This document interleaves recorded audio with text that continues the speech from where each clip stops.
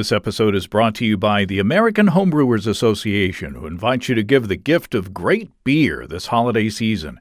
A gift membership is the perfect way to bring friends and family into the homebrewing hobby, and what's more, you can choose a free book with your gift card purchase.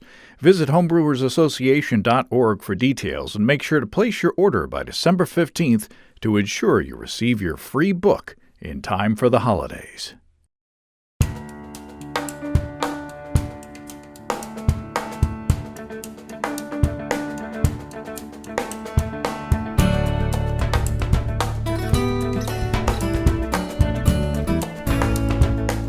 Welcome to Basic Brewing Video. I'm James Spencer. I'm Steve Wilkes. Steve Wilkes, the retired Steve Wilkes.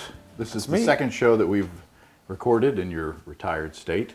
And That's right. You didn't brew for a long time, but then you had a flurry of beers, and this is one of them. This is one of them. So today's show is about it's October. What's our secret word for the day? Marzen. There's no duck. Say the secret word. It's a Marzen because it's October. It's Oktoberfest. Right. And so that's what we're featuring. This is a beer that I brewed about 4 months ago. Actually, I don't know the exact date. And this was here's the recipe. And I will load this onto the YouTube feed. Oh, I think we can do that. Okay, yeah. Yeah. So if anybody wants to download it easily, because there's no more Steve's Brew Shop brew site. I don't think. Anyway, so if you want the recipe, and good luck to the new owners, by the way. Absolutely. North Tunnel Brewing. Little plug for them. Fayetteville, Arkansas, same location. Yep. Same great products. Same great channel. Same great channel.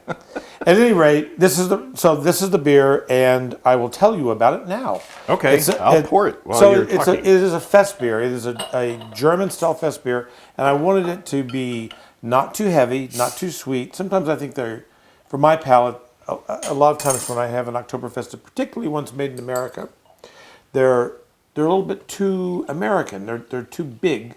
Right. They're over malty, or they're a little over hoppy. There's just something about them that doesn't feel all that Deutsch. Authentic. So this recipe attempts to address that, and this is a brew in the bag the way that I brewed it.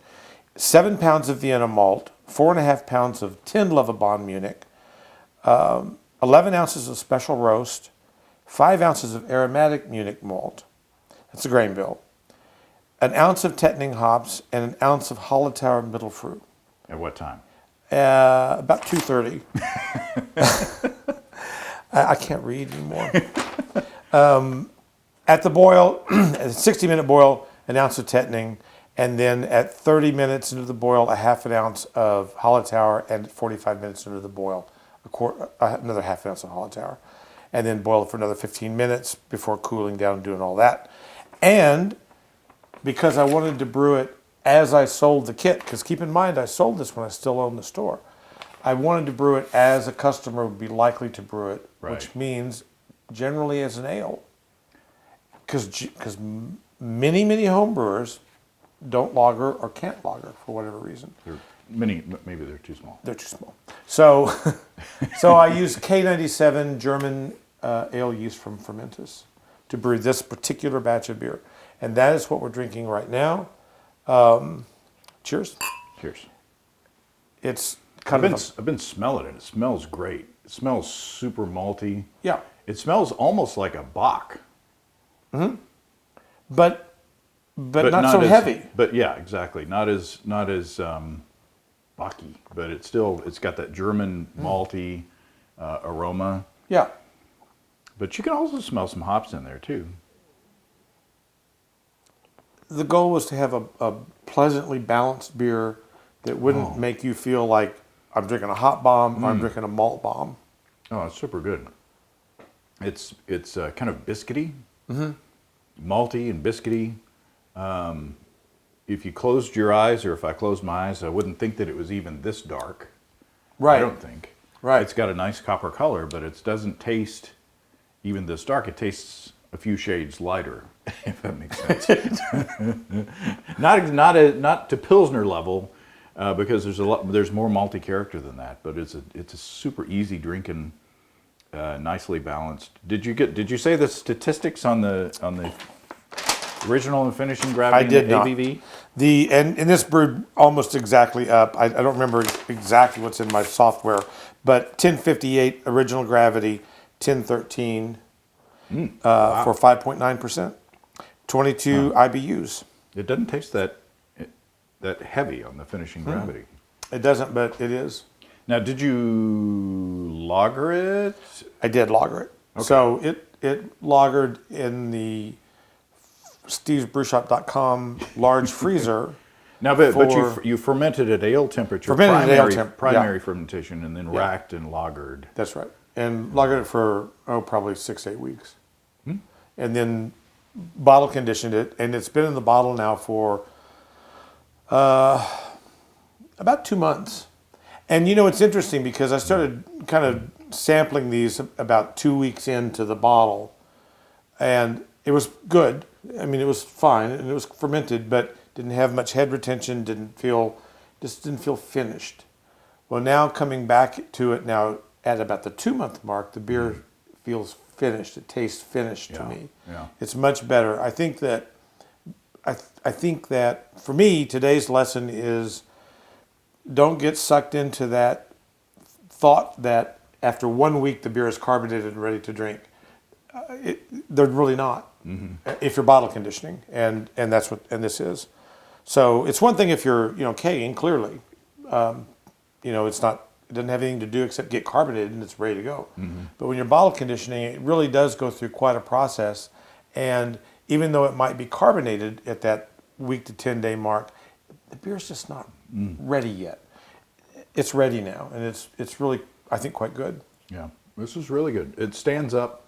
Like you said, there's some local examples of Oktoberfest that I like to get, but they are more roasty and a bit more bitter. Yeah. I mean, they're more kind of Americanized. They're just Americanized, in my opinion. Oktoberfests, and Marzen and Oktoberfest can be pretty much interchangeable.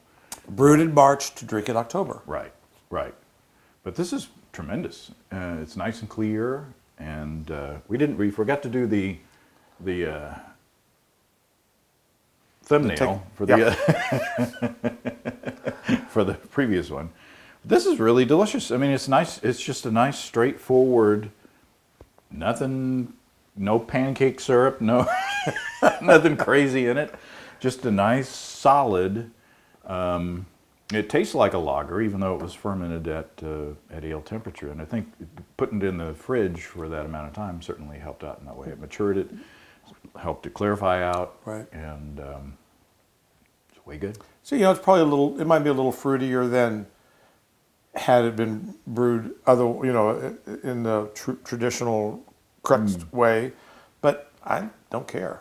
Well, I mean, you would have to do a triangle test or something, like Brulosophy style triangle test, right? To see. But we've done those before with beers that are fermented with lager yeast at ale temperatures, and we couldn't tell the difference. So, good job. Thanks. Yeah, I like the biscuit. Yeah, the special roast nice. was a good call, I think. Go good with pork sausage. Oh God, big old pretzel with some, and you got some homemade sauerkraut over there too. Yeah, it's working. Possibly a future episode. All right, that's it. Happy Oktoberfest. When is Oktoberfest? It's almost the end of October. Last month. Yeah, I was going to say it's 2 months ago. By the time you see this, I think it's over, but for next year. That's right. Thanksgiving, Christmas, whatever this is. All right. All right, cheers, everybody. Talk to you next time.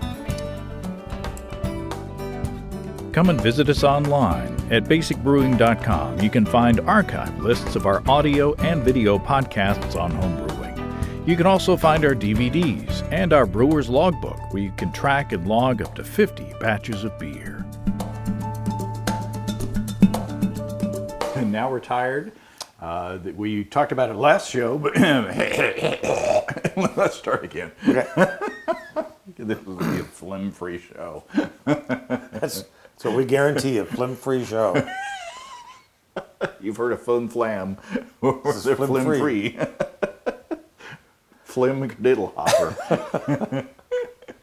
The Fleming Lips, my favorite band. Peggy Fleming. When she does a spin, it's just a mess. That's not good.